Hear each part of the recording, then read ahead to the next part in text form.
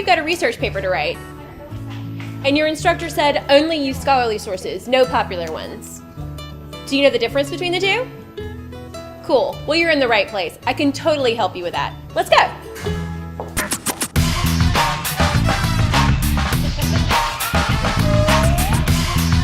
Okay, so if you had to choose which of these was a scholarly source, which would you choose?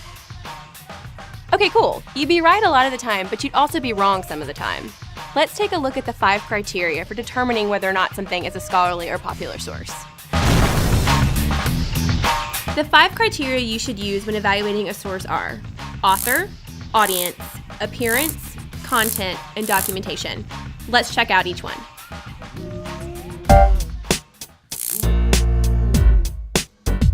No matter the source, you should always be able to determine the author. Also, scholarly sources are typically written by PhDs who studied the topic for a really long time. On the other hand, popular sources like this magazine are often written by journalists or reporters. These people are skilled at reporting on a wide variety of topics. Scholarly authors are usually speaking to a very small audience of specialists like themselves. Not everyone has immediate interest in what or how they write. By contrast, popular authors try to reach as many people as possible, finding the common threads that all people care about.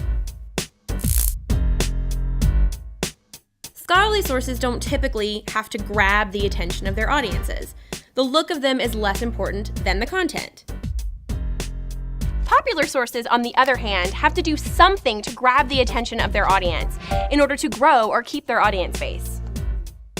Celebrities, bright colors, cool fonts, photographs, multimedia, eye-catching ads. To snag the biggest audience, it's important that popular sources include all of these bells and whistles. Still, don't just look at the format or look alone. Take a look at the content. Sometimes blogs, often considered popular, can be scholarly too.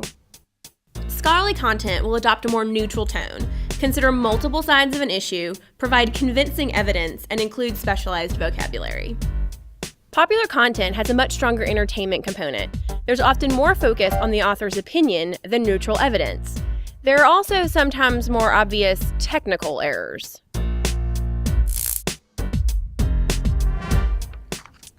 Have you ever noticed how some popular sources give statistics without any context? Like this. I mean, what kind of doctors are these? Are they dentists? How many doctors were asked?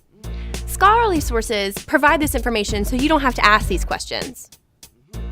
Authors of these articles cite their sources and tell you where you can find them. They also make clear that they are part of a larger conversation and indicate who else is in that conversation. And that is the 5 criteria for evaluating sources. Let's take a moment to review. Scholarly articles are usually written by specialists or people with PhDs, while popular sources are usually written by generalists who write about a variety of topics. Scholarly authors usually address a small audience of specialists, while popular authors are trying to reach the largest audience possible. Scholarly articles are pretty plain. They typically feature words and data on a page. By contrast, popular articles use all kinds of flashy bells and whistles to capture the attention of their audience. Scholarly articles are neutral in tone and present multiple sides of an argument, while popular articles are more characterized by the author's opinion and entertainment. Finally, scholarly articles provide complete information, cite their sources, and tell who else is in the conversation, while popular articles tend to leave out this critical information. So does this help you distinguish between popular and scholarly sources? Awesome! Is there anything else you need today? Good choice. Let's go!